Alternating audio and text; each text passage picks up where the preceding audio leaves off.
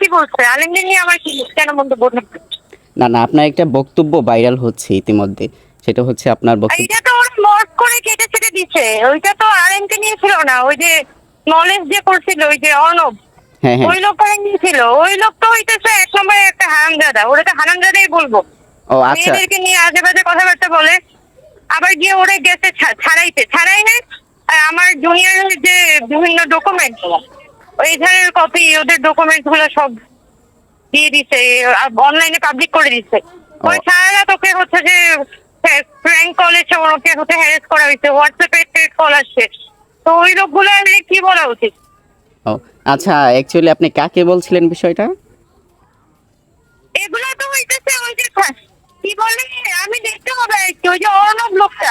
হ্যাঁ হ্যাঁ আর হচ্ছে ওরে ছাড়াইতে গিয়ে যে থানায় গিয়ে যে গালাগালি করতেছিল, হ্যাঁ ওই যে হ্যাঁ ভিডিও ভাইরাল হয়েছে না, থানায় গিয়ে হচ্ছে যে আমার জুনিয়রকে গালাগালি করে ওই এধারের কপি নিয়ে হচ্ছে যে ওরা ফেসবুকে ভাইরাল করে দিচ্ছিল। হ্যাঁ হ্যাঁ। ফেসবুকে ওই লোকগুলো আর কি। ও আচ্ছা, আপনার সেই মন্তব্যটা আলেমদেরকে নিয়ে ছিল না, তাই তো? আলেমদের নিয়ে কেন হবে? আলেমদের নিয়ে আমি কেন বলতে যাবো?